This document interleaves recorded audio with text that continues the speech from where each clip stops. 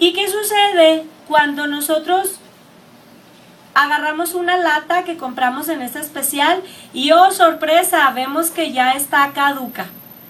¿Qué hace usted con esa lata que ya está caduca?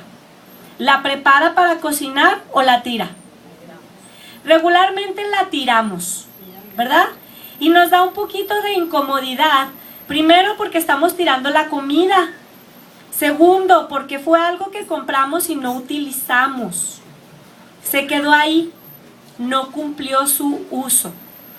Cuando nosotros nos topamos con una lata, un delicatessen, un queso, un salchichón, qué sé yo, cualquier alimento, un pan, que en ese momento usted desea consumir, le va a servir y además le va a servir para satisfacerse.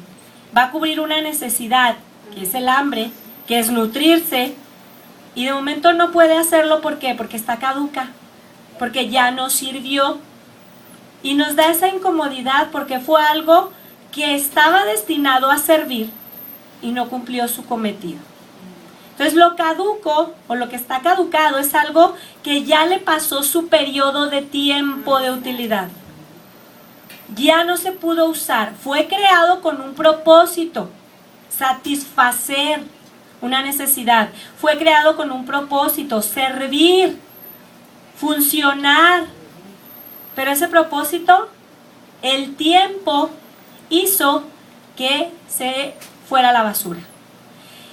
Y fíjese qué tristeza, porque a veces hay cristianos, no digo habemos, porque aquí habemos puros cristianos que estamos sirviéndole al Señor.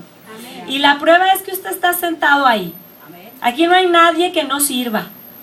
Aquí habemos cristianos que le servimos al Señor.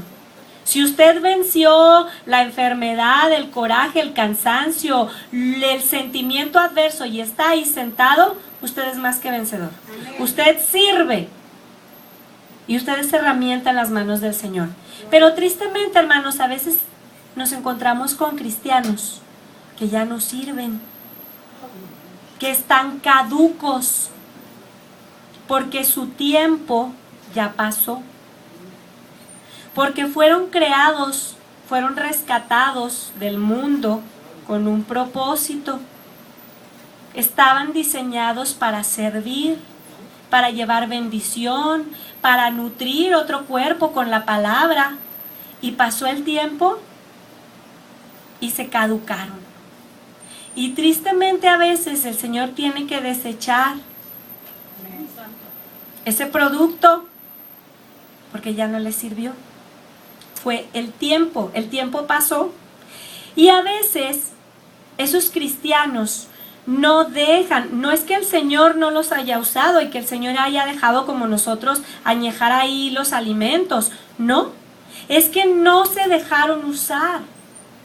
Es que pasó el tiempo en el que el Señor quizás les dio 1, y 2, y 3, y 4, y 10 o 20 pruebas y llamadas de atención y no se dejaron usar. Y yo estaba leyendo la historia de Sansón y me evocó muchas cuestiones porque cuando yo era niña, no sé si a usted le tocó, había unas caricaturas de 5 minutos en la televisión de Cantinflas Show. Y esas caricaturas por 5 minutos le daban la biografía de un gran personaje. Y me tocó, yo era fanática de esas caricaturas, que después se hicieron libritos y yo me bebía todos los libritos de Cantinflas.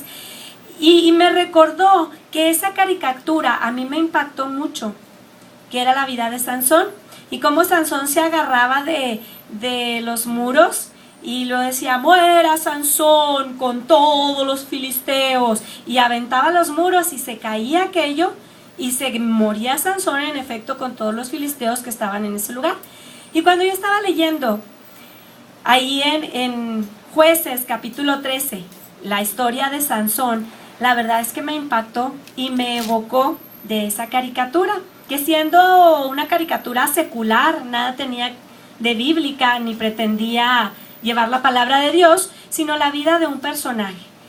Un personaje que nos demuestra la infinita misericordia del Señor.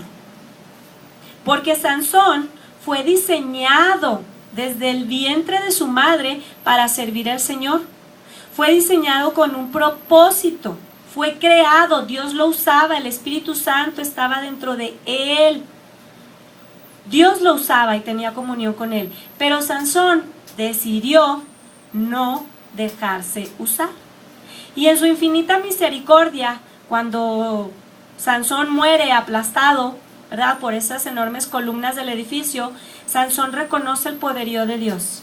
Y la buena noticia, que Dios, en su infinita misericordia y por su enorme gracia, salva su alma. No lo desecha. Entonces, qué tremendo mensaje. Si Dios nos escogió a nosotros, hermanos, así nosotros hagamos 20,000 sandeces y reneguemos y estemos ahí peleando con el Señor, un simple acto de contrición, de arrepentimiento, de reconocimiento del poderío de Dios puede cambiar el rumbo de nuestra vida, aún en nuestra muerte, porque Sansón ya para morir reconoció el poderío de Dios y Dios tuvo misericordia de él. Y después, muchos siglos, Sansón fue reconocido como un héroe. Quizás ahorita la predicación empezó un poquito dura, ¿verdad? Con que Dios desecha quien no se deja usar en su tiempo. Santo Jesús, yo no quisiera estar ahí, yo no quisiera ser producto caduco. Pero a veces nuestros propios actos nos llevan a que Dios nos diga, ¿no quieres usarte? ¿No quieres dejarte usar? Está bien, te voy a guardar un ratito. Y ahí nos guarda, nos congela por un tiempo. Pero la buena noticia, antes de ver todo lo demás, no se me entristezcan ni se sientan mal. La buena noticia es que Dios tiene misericordia. Y que si usted le dice a Dios, perdóname, Dios le va a perdonar.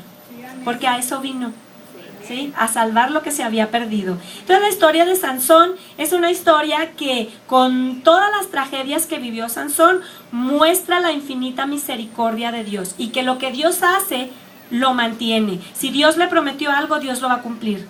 Si Dios le dio una palabra, no importa cuántos años pasen, Dios se la va a cumplir. Si Dios le dijo, fuiste creado para servirme, créalo, porque donde se esconda, así sea en su lecho de muerte, y para que quede como testimonio a las futuras generaciones, Dios lo va a usar. Entonces, la vida de Sansón es un ejemplo de cómo la palabra de Dios se cumple. Cuando Sansón